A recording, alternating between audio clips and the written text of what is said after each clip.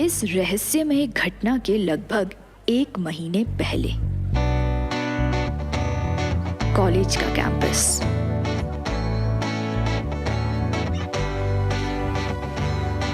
कई लड़कियां घेरा बनाए खड़ी थी, खींची जा रही थी। बहुत सी जरूरी बातें होती हैं ऐसे ग्रुप की भी। किसी का किसी से अफेयर, कोई नई रिलीज हुई फिल्म जिसमें हीरो ने शर्ट उतारी हो, कोई प्रोफेसर जो विग लगाना भूल गया हो, या फिर जूनियर्स जिनका बकरा बनाना हो। अरे पूजा, इधर आ। पूजा सांवली लंबी सी थी, जिसके उभरे नए नक्श थे, लंबे काले बाल थे। वो एक तरह से उन सबकी लीडर थी और बहुत खूबसूरत थी। ये तेरा दुपट्टा कैसे फटा? मत पूछ दिया। अब तो आदत डाल लो इन सब की। क्या मतलब? वही लफंगियां और क्या। कॉलेज में कंप्लेन करो तो वो उनकी जिम्मेदारी नहीं, पुलिस वाले कान में तेल डालकर बैठे। घर पर कंप्लेन करो तो उल्टा मुझे ही घर बैठा लेंगे। कॉलेज जाना बंद। ये उस कॉलेज की हर लड़की की समस्या थी। कॉलेज आने जाने का जो एकमात्र रास्ता था, वहाँ अक्सर लफंगों का जमघट लगा रहता था, जो अश्लील फब्तियों के अलावा कई बार हाथ मारने, पान थूकने या दुपट्टा खींचने से भी नहीं चूकते थे। लड़कियों ने कई बार शिकायत की थी, पर पुलिस ने कुछ नहीं किया, क्योंकि उन लफंगों में कुछ लोग स्थानीय पार्टी के कार्यकर्ता भी थे। और दिया, अब तो कॉलेज के लड़कों की भी हिम्मत बढ़ती जा रही है। उन लोगों ने ये दुपट्टा खींचा था ना, तब वो मारा कमीना दीपक भी था वहां। दिया गंभीरता से कुछ सोचने लगी। क्लासरूम, लेक्चर जारी था। दिया ने अपनी बाईं तरफ देखा। दीवार से लगी बेंच पर वो दीपक बैठा था। उसकी शक्ल ही बता रही थी कि उसके अंदर कितनी गंदगी भरी हुई है। दीपक दिया को अपनी तरफ देखता देख हैरान हो गया। वो मुस्कुरा दी। जवाब में वो भी हंसा तो गुटखे से रचे उसके घिनौने दांत बाहर आ गए। दिया उसे देख रही थी। ये उसके बर्दाश्त के बाहर की बात थी। कुछ देर बाद उसकी टेबल पर आकर कुछ पड़ा। उसने देखा कि वो गुड़ी मुड़ी कागज का गुटका सा था। उसने खोल कर देखा। तुम्हारे हॉस्टल के पीछे रात 11 बजे। उसने हैरानी से मुड़कर दिया को देखा। वो अभी भी उसे देखकर मुस्कुरा रही थी। वो गुब्बारे की तरफ फूलने लगा। दिया उसे मिलने बुला रही थी, वो भी रात में और अकेले। रात के 11 बज रहे थे। वो बार बार खिड़की पर जाकर देख रहा था। कुछ देर बाद एक सीटी सुनाई दी उसे। उसने खिड़की से झांका तो बाहर दिया खड़ी थी और उसे देखकर मुस्कुरा रही थी। उसने जैसे तैसे खुद को रोका खिड़की से कूदने से। वो जल्दी से पलटा और एक वाहियात सी परफ्यूम की आधी बोतल खुद पर खाली कर दी।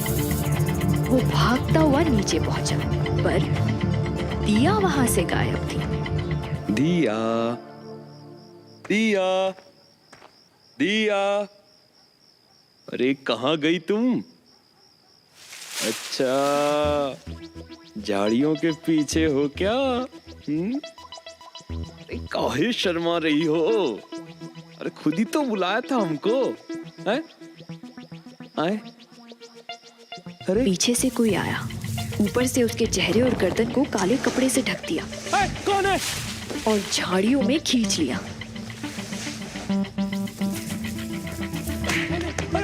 और फिर कहीं से 4-5 साए प्रकट हुए और उसके बाद हॉकी, लट्टू, सैंडल, थप्पड़, लात, घूसा, कुछ भी ऐसा बाकी नहीं था जिसका स्वाद उसे ना मिला हो।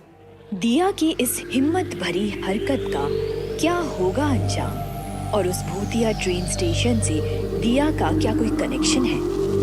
जानने के लिए जरूर देखें अगला एपिसोड।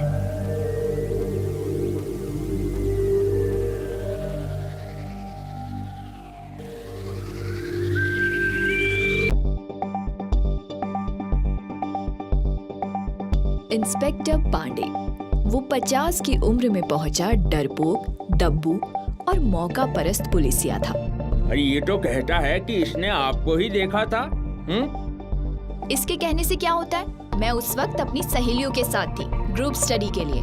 अरे यही थी, देखिए चिट्ठी लिख के बुलाई थी हमको। इंस्पेक्टर पांडे ने दिया की तरफ देखा। अरे कमाल करते हो पांडे जी, अब स्टैंडर्ड गिराओगे हमारा। एक यही चिरकुट बचा है हमारे पास लव लेटर देने को। अरे नहीं नहीं, बिल्कुल नहीं। क्या बकता है? दिया मैडम ऐसी है क्या? फिर कभी बेसिर पैर की शिकायत किए ना तो तुम्ही को धर कर अंदर कर देंगे, समझे? अरे भग ससुर, चले आते हैं मारे कंप्लेन लिखावे। और कोनो काम नहीं है क्या हमारे पास है? दिया बाहर आ गई, जहां उसकी सहेलियां खड़ी थी। दिया, तू ठीक है? कुछ पंगा तो नहीं हुआ? अरे नहीं यार, उस पंख नुचे मुर्गी के लिए पांडे मुझसे उलझेगा क्या? बाकियों का कुछ नहीं कर सकते, पर इन दीपक जैसों की तो मिट्टी झाड़ ही सकते हैं ना। साली। सबने मुड़कर देखा। दीपक एक बाइक पर बैठा उनके सामने था। तुझे तो मैं देख लूंगा। उसने पहले दिया फिर पूजा पर अपनी डेढ़ नजर डाली। पिछली रात की धुलाई के बाद से उसकी एक आंख पूरी खुल नहीं रही थी। दफा हो जा यहाँ से, नहीं तो पटक के मारूंगी। एक सुबह दिया कॉलेज के लिए निकलने वाली थी जब उसका ध्यान टीवी पर गया। नमस्कार, आज मैं लेकर आया हूँ एक एक्सक्लूसिव रिपोर्ट। जी हाँ, एक ऐसा स्टेशन जहाँ रात को जाने की पाबंदी है। कहते हैं इस भूतिया स्टेशन पर रात में जाना मना है।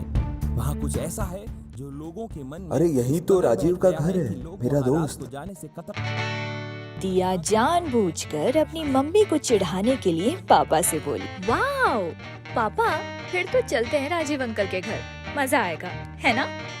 मुझे ये स्टेशन देखना है। चल हट, भूत है वहाँ। देख टीवी में क्या बता रहे। नहीं जाना बस।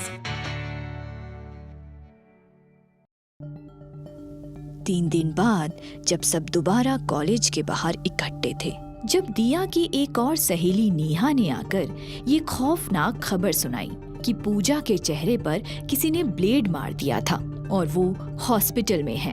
दीपक जैसे छिचोरे की इतनी हिम्मत, जरूर उन लोगों की हरकत होगी जो आते जाते छेड़खानी करते हैं। दिया गुस्से से धधकने लगी। आज तो पांडे को जवाब देना ही होगा, वरना देखती हूँ मैं भी मीडिया के पास जाऊंगी। अब बस, साला बूंदी का लड्डू इंस्पेक्टर है कि मजाक? दिया धड़धड़ाते हुए इंस्पेक्टर के ऑफिस में घुस गई। वो गुस्से से खौल रही थी। मैं पूछ सकती हूँ कि?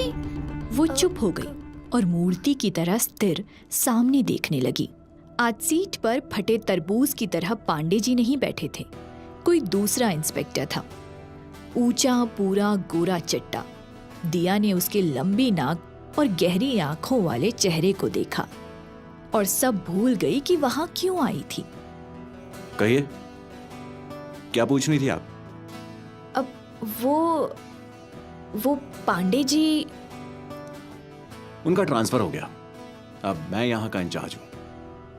ओह अच्छा, वो मैं। Will you please sit? दिया जल्दी से बैठ गई और उसने सारी समस्या उस नए इंस्पेक्टर के सामने रखी। गंभीर समस्या है ये। और कोई कुछ करता भी नहीं, कई बार तो फोन भी नहीं उठता इधर। देखिए, मुजरिम को केवल अपराध करते वक्त ही पकड़ा जा सकता है।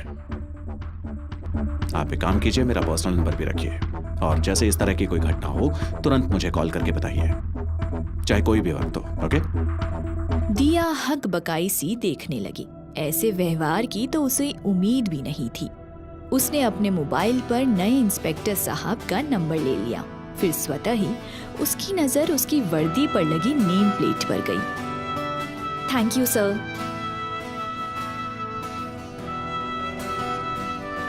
बाहर आते समय उसके दिमाग में एक ही बात चल रही थी, यार कितना हैंडसम है।